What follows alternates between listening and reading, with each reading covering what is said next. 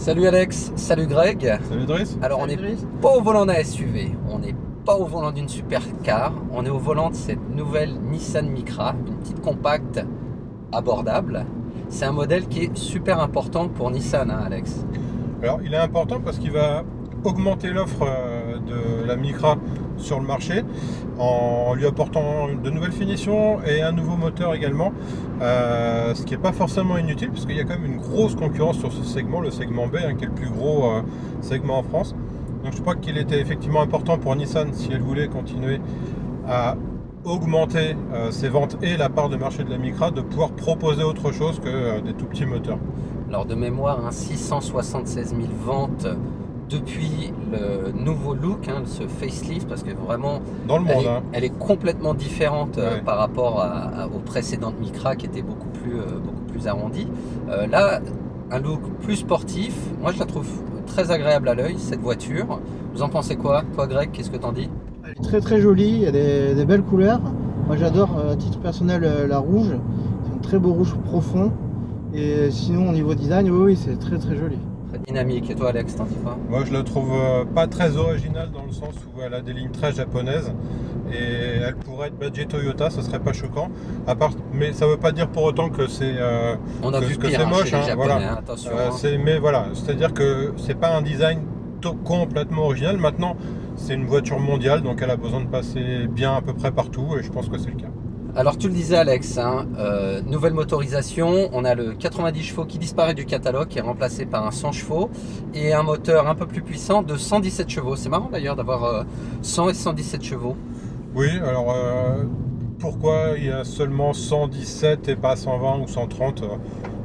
Nissan explique que c'est pour le placer entre ses concurrents qui sont un petit peu au-delà souvent, mais donc entre ses concurrents et sa version intermédiaire qui sera probablement la plus vendue. Non, ce qui est intéressant, c'est le dynamisme de ces moteurs. C'est des tout nouveaux moteurs, ils ont été entièrement revus avec des nouveaux systèmes d'injection.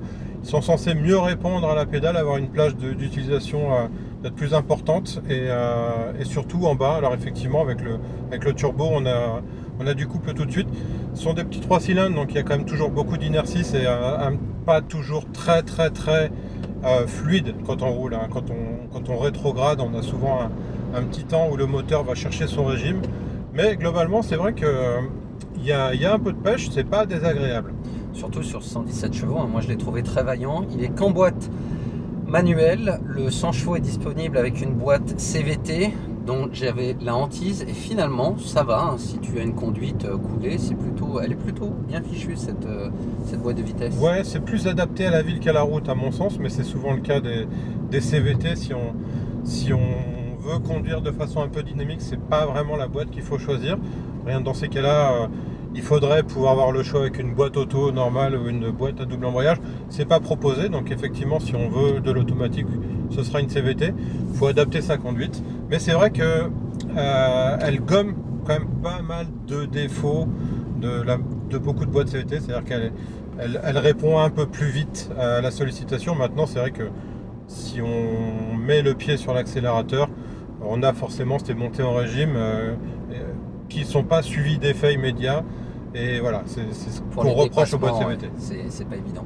Alors par contre, entre cette version 100 et 117 chevaux, il y a simplement 1000 € de différence. Donc je serais tenté de te dire qui peut le plus, peut le moins, hein, si tu Alors ne veux pas ouais, d'une boîte, d'autant plus auto. qu'avec avec ces 1000 €, on a quand même un châssis qui est réglé différemment, qui est quand même plus dynamique en version 117. Il prend moins de roulis dans les virages. Le moteur est évidemment un peu plus agréable parce qu'il répond mieux.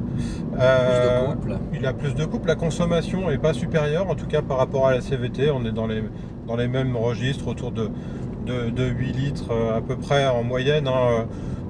Ça peut être moins si on fait beaucoup d'autoroute, mais sur un usage mixte, on a mesuré 8 litres et je pense qu'on est à peu près ce qu'on peut attendre d'une compacte essence aujourd'hui en conduite classique. Voilà, non, moi là où je trouve que la voiture pêche un petit peu, c'est sur la position de conduite, la position d'assise. J'ai eu du mal à trouver ma position sur les sièges que je trouve très étroits. Il y a certaines citadines plus petites qui ont des sièges plus larges ou plus profonds. Donc c'est ce qui m'a un petit peu le plus dérangé sur cette voiture. Maintenant pour le reste, il y a encore beaucoup d'autres choses dedans, il y a beaucoup de contenu multimédia. Et ben justement, la transition est toute trouvée. Le multimédia, ils ont mis énormément de choses là-dedans. Greg, tu peux nous en toucher 2 mots de ce que tu as pu voir? Ouais, il y a un nouvel écran 7 pouces haute définition et le tout est dorénavant animé par une cartographie TomTom. Bien sûr, il y a les fonctions classiques de connexion avec le téléphone en Bluetooth, mais il y a également Apple CarPlay et Android Auto en filet. Ouais, il y a la fonction porte-à-porte, effectivement. C'est plus que l'itinéraire, puisque c'est un système de guidage qui te reprend la main quand tu sors de la voiture sur le smartphone et qui t'emmène, si tu as garé ta voiture à 300 mètres de là où tu veux aller, qui t'emmène jusqu'à ton lieu en finissant à pied en fait. Et donc ce qu'on nous disait justement, c'est que les gens qui ont paramétré les différentes boucles qu'on a pu réaliser sur cet essai, tout a été fait sur un smartphone. Et effectivement, tu approches le smartphone une fois que tu es dans la voiture, c'est automatiquement envoyé. C'est vrai que c'est très intuitif et très simple à prendre en main. Tu l'as dit, CarPlay, Android Auto et le système audio Bose. Ouais. Alors ce qui est détonnant, c'est moi là par exemple, vous le voyez dans mon appui-tête, j'ai des haut-parleurs. Par contre, je suis le seul à les avoir. C'est une voiture d'égoïste? C'est ça, ouais, c'est un peu comme une MX-5, c'est une voiture de sport, donc non, c'est pas vrai. Bon alors globalement, cette nouvelle Nissan Micra, vous en pensez quoi? Moi je trouve qu'il y a du bien et du moins bien. Effectivement, bon, c'est une petite voiture qui est pas désagréable au look, qui est pas désagréable au niveau moteur. Moi je pourrais pas l'acheter à cause de la position de conduite. T'es trop musclé. Non, mais je pense que c'est une voiture avec laquelle je pourrais pas envisager de conduire plus d'1 heure ou 2. Alors c'est vrai que c'est pas non plus une voiture qui est typée pour faire de l'autoroute, mais voilà, aujourd'hui les voitures sont quand même très polyvalentes d'une façon générale, et là il lui manque un peu de confort à mon goût au niveau des sièges, au niveau de l'assise, un peu de facilité de réglage. Voilà, j'ai eu trop de mal à trouver ma position et je pense que je l'ai pas d'ailleurs encore trouvé vraiment. Donc voilà, mais ça veut pas dire que ce sera le cas pour toi, tout le monde, ouais. pour Grégory ou pour Moi, ça vous va qui très, très bien, regardez. en l'occurrence. Mais voilà, essayez, montez à bord, installez-vous. Elle peut vous convenir, moi c'est pas, voilà, elle me convient pas. Et toi Greg, je sais que tu as une famille nombreuse, donc c'est un peu compliqué. Ouais. Mais Mais les places arrière sont bien, hein. Honnêtement, on peut mettre 2 ados à l'arrière et ils voyageront en confort, hein. C'est pas trop mal par rapport à la longueur du véhicule et à sa cible aussi. Sinon moi j'aime bien le look, hein, honnêtement.